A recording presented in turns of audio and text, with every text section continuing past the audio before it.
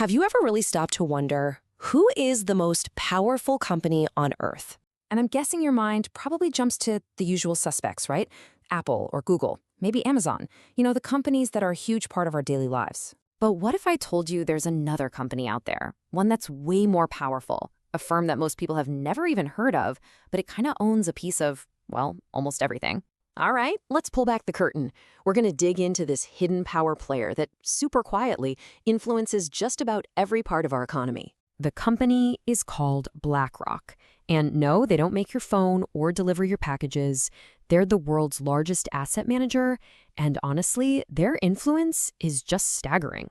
Okay, to really get your head around Blackrock, you have to start with one number: $10 trillion. That's with a T. That's the amount of money they manage for other people. It's called assets under management, or AUM. And that number, it's so big, it's almost hard to even imagine. So let's try to put that 10 trillion into perspective. Imagine the entire economy of Germany. Now add the entire economy of Japan. BlackRock's assets under management are bigger than both of those combined. So yeah, we're not just talking about a big company here. This is a financial force that's basically on the scale of a global superpower. So what in the world is an asset manager anyway? Well, it's actually simpler than it sounds. They basically take other people's money. We're talking huge pension funds, maybe even your own retirement savings, and they invest it for them. The whole point? To make that money grow. And their business model is pretty straightforward. You've got clients who give them their money. BlackRock takes that cash and invests it all over the globe, buying up shares in thousands of companies.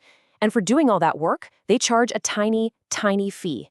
But here's the kicker: a tiny fee on $10 trillion? Well, that adds up to billions. And this is a really important point to get. BlackRock is what's called a trustee. That means they don't actually own all this stuff themselves. Here's a great way to think about it. They're like a global librarian. The librarian doesn't own all the books, right? They just manage the whole library for everyone who uses it. That's BlackRock. Okay, but their influence goes way, way beyond just managing investments. To see where their real power lies, you have to look at what happens when things go wrong. In a crisis, that's when they turn into something else entirely. So picture this. The global economy is teetering on the edge of collapse. Who does the US government have on speed dial? Yep, BlackRock. This has happened twice in recent memory. Back in 2008, they were the ones called in to clean up the mess from the financial crisis.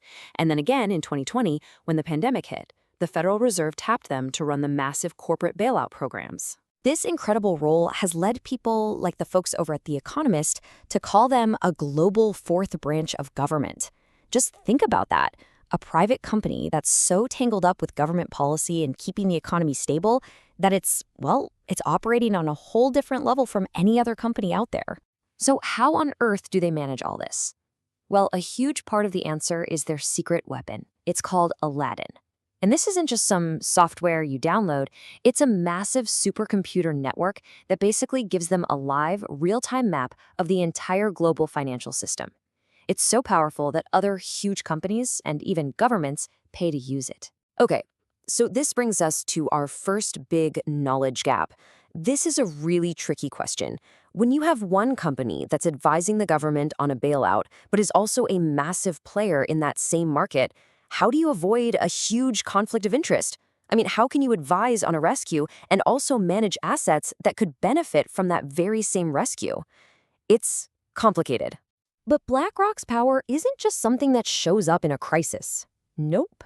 It's there every single day, woven right into the fabric of the market, simply because they are so massive. This gets to a really interesting idea that economists call common ownership. So because BlackRock invests everywhere for everybody, they end up being one of the biggest shareholders in companies that are direct competitors. A perfect example: Coca-Cola and Pepsi. BlackRock is a top shareholder in both of them. Here's another analogy for you. Imagine you own both of the coffee shops in a small town. Would you really want them to get into a crazy price war, slashing prices and hurting profits for both shops? Probably not, right? Well, critics worry that the same thing happens on a huge scale. If one entity is a top shareholder in competing companies, it might discourage real fierce competition, and that could mean higher prices for all of us. And because they're so huge, this influence puts BlackRock right in the middle of some of the biggest debates of our time, especially climate change. You have their CEO, Larry Fink, writing these famous letters every year telling other CEOs to get ready for a net zero world. But then you have critics pointing out that, hey, BlackRock is also one of the world's biggest investors in fossil fuel companies. It's a real paradox, and they're catching heat from all sides. And this leads us to a second, maybe even deeper knowledge gap.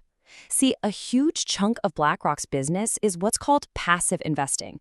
Basically, algorithms are just automatically buying up the entire market. And that makes you wonder, if computers are making all the decisions, who's really running the show? What happens to the whole idea of capitalism? Rewarding innovative companies and punishing bad ones, if everything is just bought on autopilot. So, okay, when you add it all up, the sheer size, the deep government connections, the influence over the entire market, you're left with one really big, unavoidable question. Let's just recap for a second. What we have here is a massive concentration of power. They have enough voting shares to influence corporate boards. They're a go-to advisor for governments and central banks.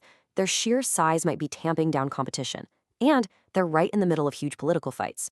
They really do operate in this weird space between a private company and a public institution. And there's no one else quite like them.